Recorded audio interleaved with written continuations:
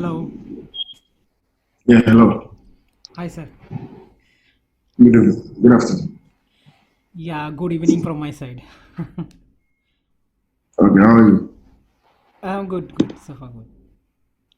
Okay, so can you do a recap of what we did the last time? Can you remind me of what we did the last time? Yeah, I'm we have, mentoring many people.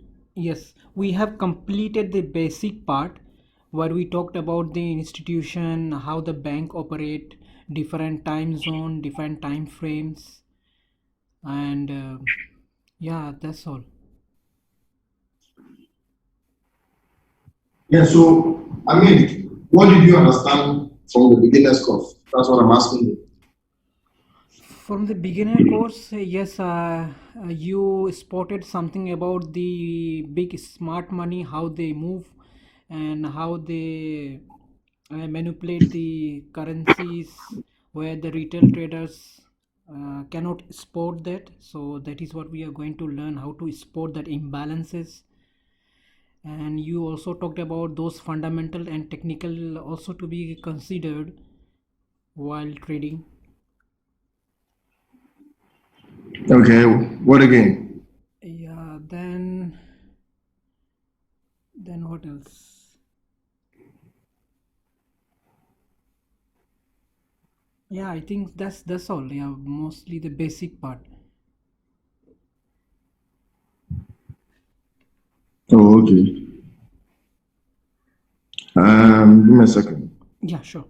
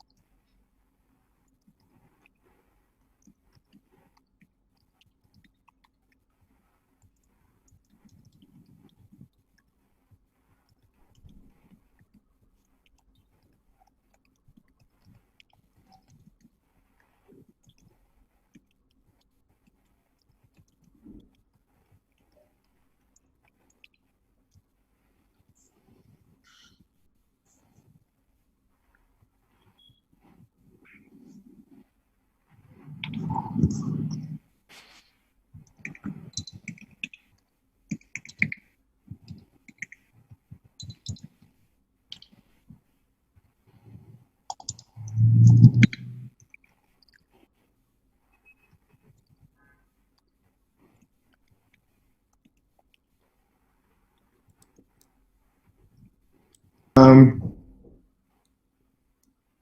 Yeah. how do you call it?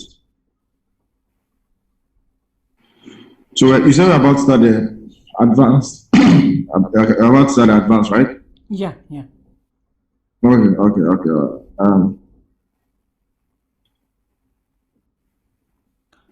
I don't know if like Alan was joining with me for the last classes. No, no, he's not here now. He's not here. He's not here. Okay, okay. Yes.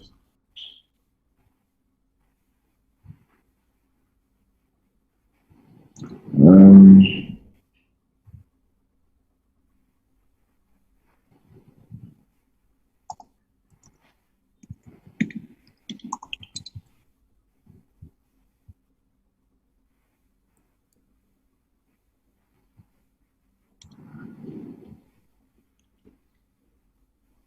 okay. So, what did you understand by the order matching process? Can you explain? Um, that is what you have said. Like market movements, the big money when they enter, they are not trading with a small lot. So they are trading with a high volume. So with the entry of their high volume, the market makes imbalances. So that Okay. imbalances could be any factor, whether it is following a technical or not, maybe a fundamental, but we have to spot that kind of setup when we will be also trading with the smart money, how they moves. So that spotting things we will be learning in the classes. Okay, yes, I understand you, but I'm saying the order matching process, how a demand zone is created, how a supply zone is created. What did you understand by that? That point which you explained us was that we will be buying when the market is at a low. Always we buy at a low and sell at a high. So sporting that imbalances with the point when the prices is too low, we will be buying, and that will be our demand zone. And similarly other side we will be selling at a supply zone when the market is overpriced, which you said us. So we need to spot Okay, that area where we can sell at a high. okay. So now the next question that I'm asking you is that the next question I'm asking you is Mhm. so how is the demand zone created? How? According to the order matching process. Do you understand the order matching process? Yes, you told about, yes, order matching process. Okay, so yes, so then explain to me how is the demand zone created? Because I want to make sure that you understand everything fully before we move to the next level. Yes. I Water matching, yes, we you talked about water matching. That was something, a lot of water has to be filled. So even the market is moving to a direction, and there is sometimes the market moves in a direction and it has to come back to the place where orders are not filled. So it has to come to the orders to take out. So in order to get the order transact, the price action of the market will come to the zone where enough order has to be filled, and that could be a demand zone or a supply zone. Okay, Yeah. okay. Um, okay. But I was talking in terms of buy orders. So can you give me an example of how buy orders, like a demand zone is created when there are more buyer orders than sell orders, right? Yes. And the supply zone is created when there are more sell orders than buy orders. Right. Okay, um, so how's Bangladesh?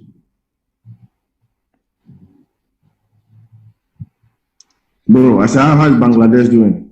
Oh yes, flood and rain. Really? Yeah, it is rain also and flood. Oh, nice. Okay. Um, How about your side, is dry? yes, yes, yes. My side is good. There's no problem. Hmm.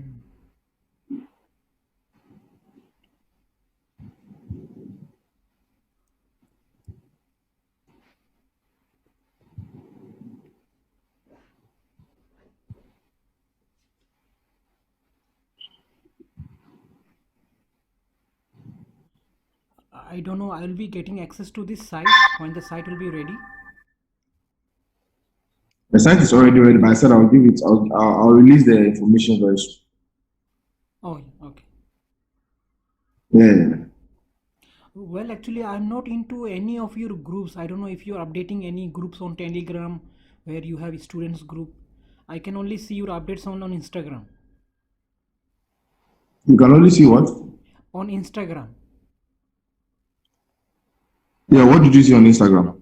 Usually you put your charts or those ad for the Yes, yes, education. yes, yes. When you graduate to the advance, I add you to the group. The group. Okay, okay, okay. Okay. Yeah. Um. Okay. Hold on. Yes. So we are going to look at market turning points, and we are going to look at um the two main ways and demand and no, the two main principles of demand and supply. So we also get to understand that the only reason why price is moving in any market is as a result of demand and supply.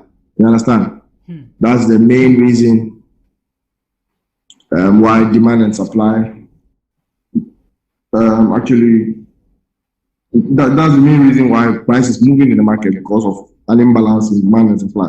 So when you are buying, you have to buy close to the demand zone. When you're selling, you have to sell close to the demand zone. That is that of a big bank and institution.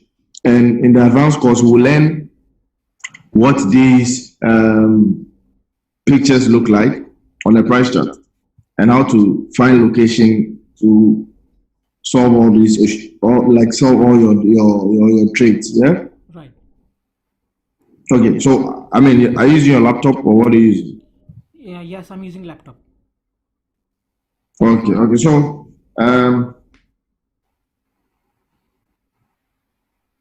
So I'm about to lecture you on the lecture 1.1. So just listen.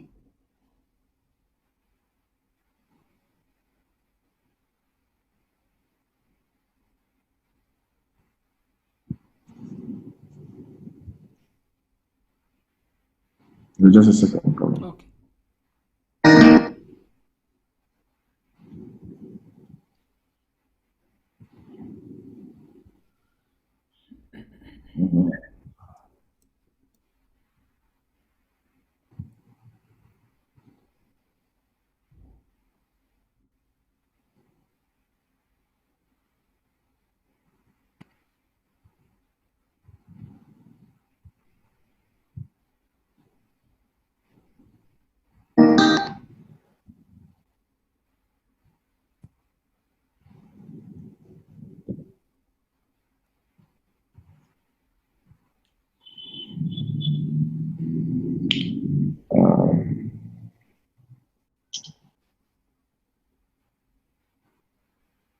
Hold on. I'm trying to the sound for the. Yeah, I'm able to see the site. Yeah, I know, but hold on. I Okay. want to do some.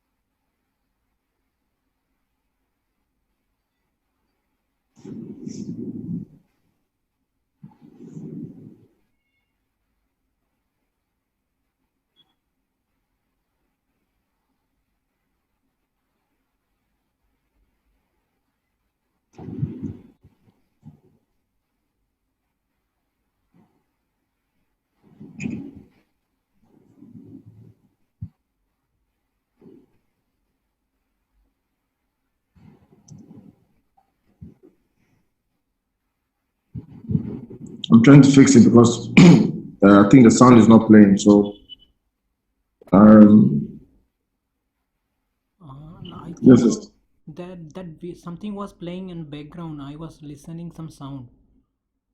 no. Because I've stopped sharing, but when I'm sharing, it doesn't play. Ah, okay, I see.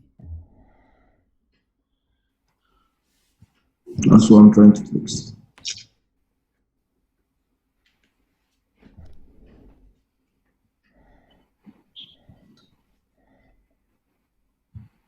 You see, like now I'm playing the video, but it's not. The sound is not coming. I need to. So hold on. Okay. Um, let me restart my machine and come back. Okay. Okay, sure, sure. Yeah. Let me. Come back.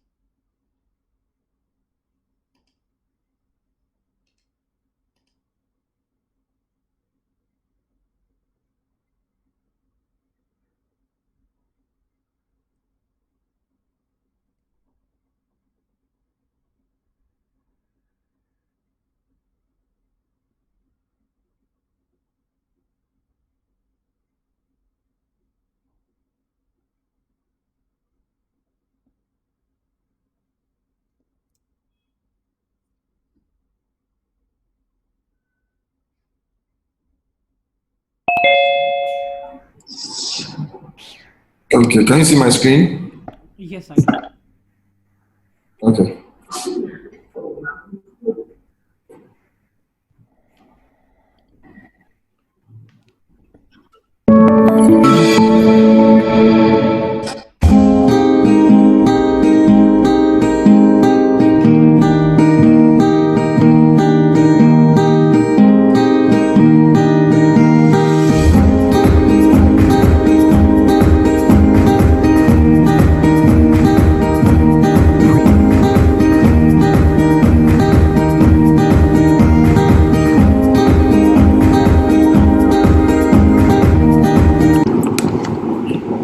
Hi, this is Willie J, the trader.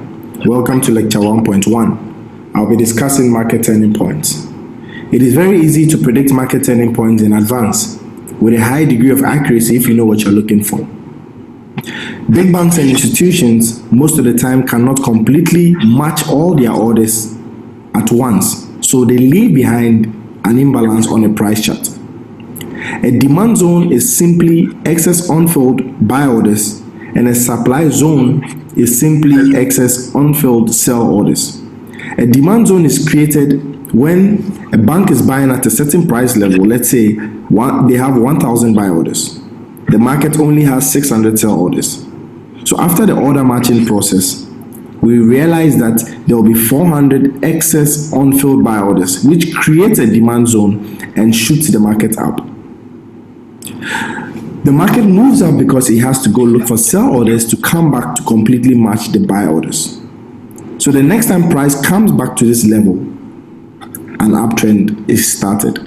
So an uptrend will always start at a demand zone and will have to end at a major supply zone. Let's look at how a supply zone is created. A bank has about 1,000 sell orders at a price level. The market only has 600 buy orders. There will be an order matching process represented by the consolidation in the yellow area. 600 buy orders will be completely matched to 600 sell orders, but there will still be an imbalance or an excess of 400 unfilled sell orders that shoots the market down. The reason why the market goes down is that it is going to look for buy orders to bring back to fill the remaining 400 excess unfilled sell orders. And we realize that a new downtrend starts at this supply zone when all these buy orders get completely exhausted. So a sell zone or a supply zone is made up of excess unfilled sell orders, and a buy zone or a demand zone is made up of excess unfilled buy orders. In Golden Brick Trading Academy, we do not pay attention to fundamentals. The reason is that we are not trying to predict the direction of the market when the news happens. Rather, we allow the market to move after the news, then we go behind the scenes to check how much demand or supply was created by that fundamental news. Because when the news is good, retail traders will buy, and when the news is bad, retail traders will sell. So the effect of any fundamental data is already factored into price. So the order flow strategy doesn't predict the market when the news is happening, but we rather go to look for price levels that have an imbalance of buy orders to sell orders and quantify how much demand or supply are in those levels, and we trade at those levels. Once those levels represent the trading activities of big banks and institutions.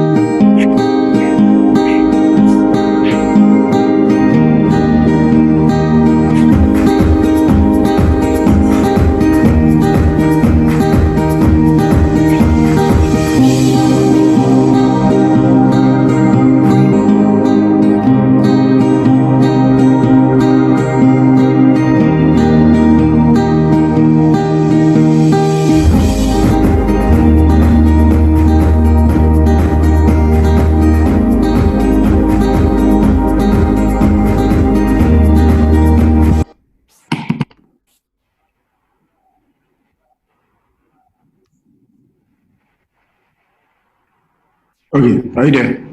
Yeah. Okay, so do you understand? Yeah, well, it was quite descriptive, yes, how a supply and demand zones are created. So, in this, we will not consider any fundamental events and No, no. all those batch matching process, as you explained, that the demand zone will end in the supply zone and unfilled water has to be filled. So, yeah. Yes,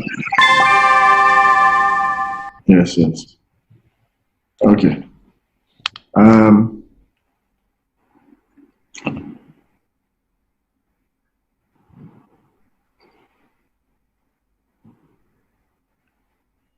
This is for Mac, yeah? yes. Okay, okay. It's different.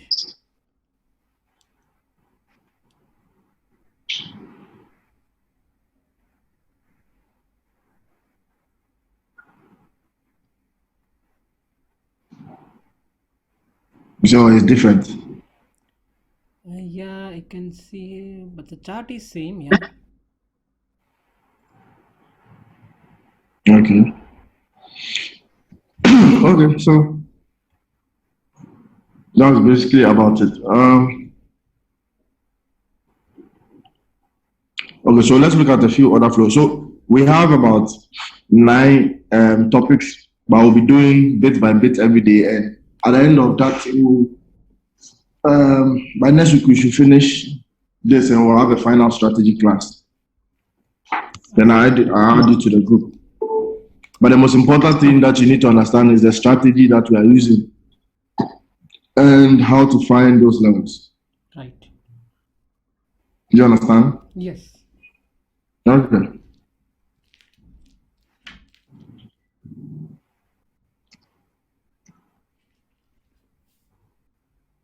So how did you learn how to speak English?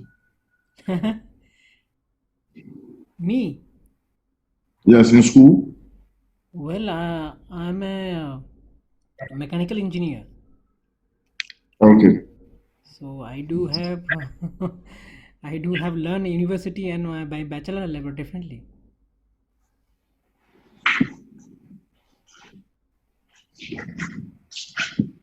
Okay. Okay. Okay. All right. Let's look at order flow terminology. These are some terms that we'll be using in order flow. Do you understand? You need to understand certain terms. Yeah, sure. Okay. Do you have your notes there? Yes, I'm writing notes. Okay. All right. That's fine.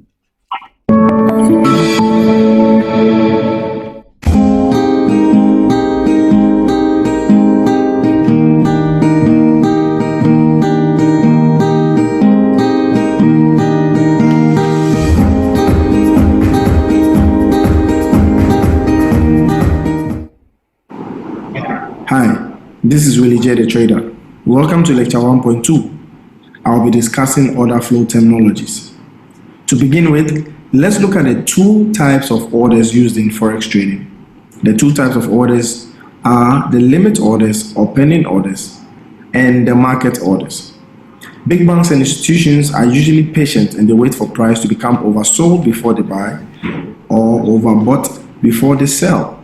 So they will always be setting buy limit orders below current price or sell limit orders above current price. A sell limit order is an instruction to the broker to sell at the limit price or higher because higher prices favors the sellers. A buy limit order is an instruction to the broker to buy at the limit price or lower because lower prices favors the buyers. A demand zone is also known as a wholesale price, and a supply zone is known as a retail price. In real life, we are conditioned to buy low and sell high. But when we come into the forex market, we throw that logic out of the window and we buy high and we sell low. The reason is because we use indicators to trade which lag price and only get us buying after the trend has started. A demand zone is created as a result of an imbalance of buy orders to sell orders. Let's look at a price level that has 1,000 buy orders and 600 sell orders. There will be an order matching process where the 600 sell orders will be matched to the 600 buy orders, and that is represented by consolidation or basing activity in this yellow area. Immediately the last sell order is filled, 400 excess unfilled buy orders shoots the market up according to the law of demand, only to go find sell orders to come back to match the remaining excess unfilled buy orders. A supply zone is known as a retail price, and it's made up of excess unfilled sell orders. An example of a supply zone is when a price level has 1,000 sell orders and 600 buy orders. There will be an order matching process represented by the basing activity in this yellow area.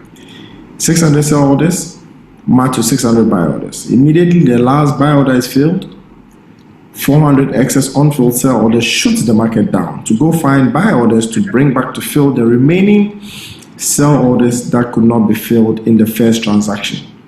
And unfortunately, the buy orders coming in are less than the sell orders existing in the supply zone. So excess unfilled orders shoots the market back. Equilibrium is always represented in the yellow area. Whenever there's basing activity, it shows a transaction happening on the price chart. Now, when buy orders are matched to sell orders, for example, in these two scenarios, we see that the time it takes to fill 600 sell orders in this demand zone, price will be basing or moving sideways or consolidating. Consolidation represents the order matching process. Let's look at an equilibrium line or the flip line. In trading, a demand zone can become a supply zone, and a supply zone can become a demand zone. A level that is not respected is broken. So, in an uptrend, an equilibrium line will be a price level below current price, where supply is flipped to demand.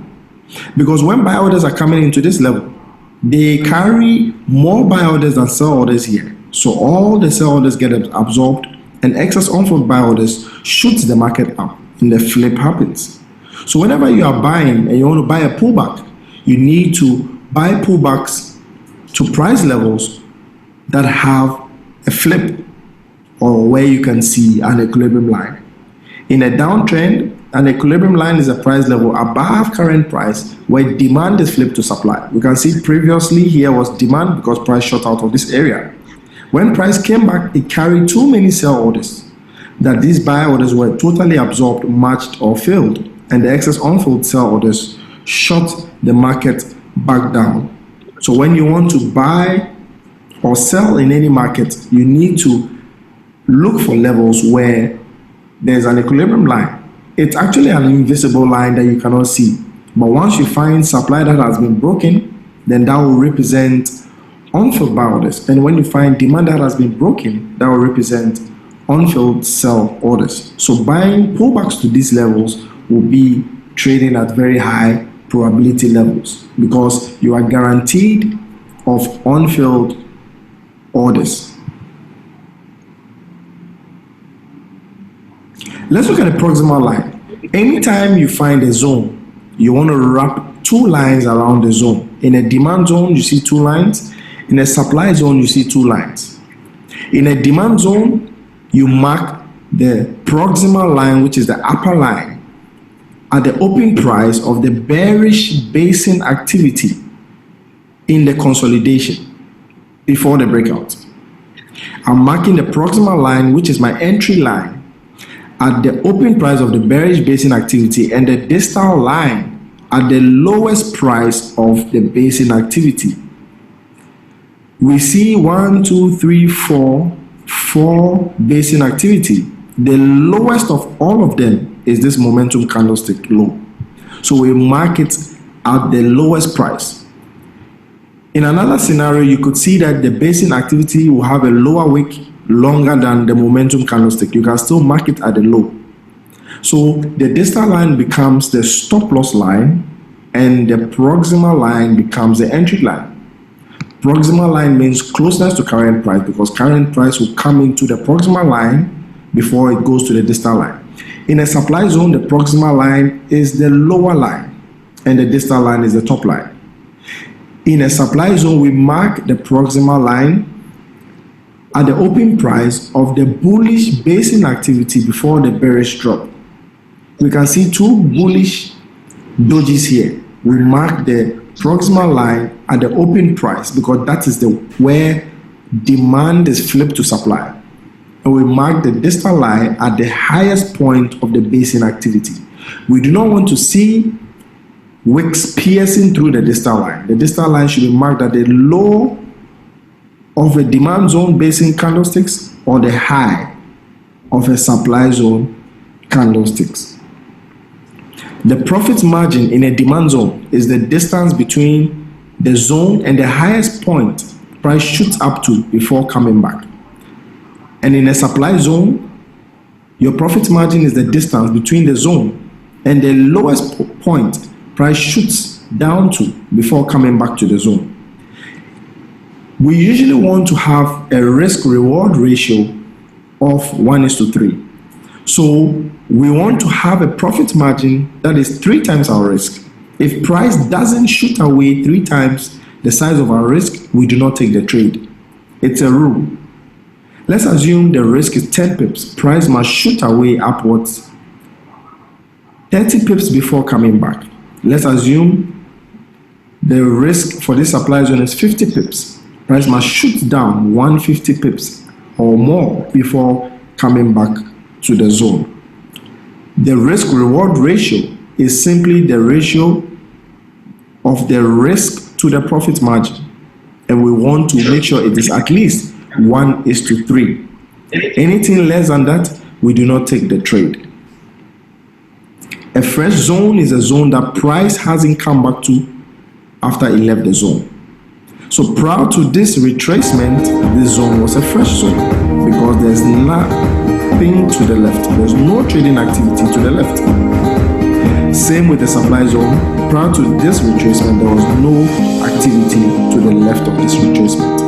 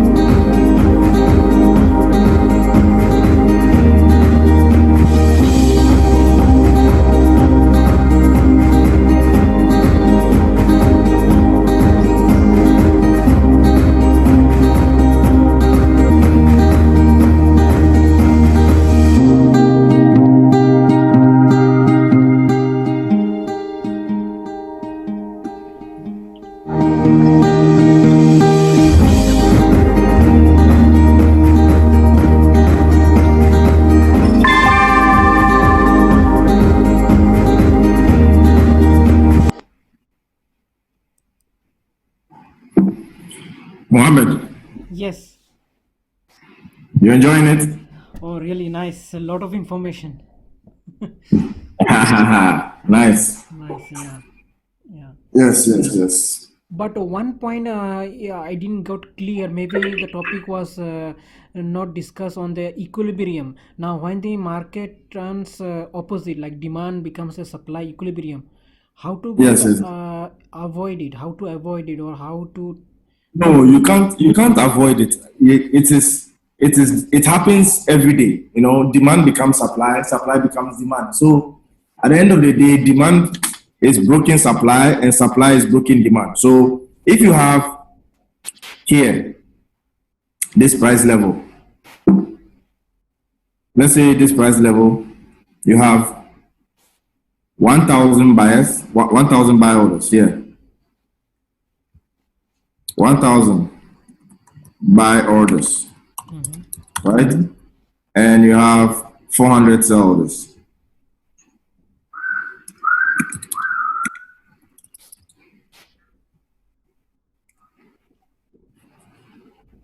Okay. Now, the imbalance is 600, right? Yes. So when prices, sellers are coming with sell orders of 400, it will bounce back up because 400 match 400, 200 left, right? Yes. Now, that is a level being respected. Come into it, 200, push it back up. Now, let's take the same scenario with 600. There's 600 inside. Do you agree? 600. Okay.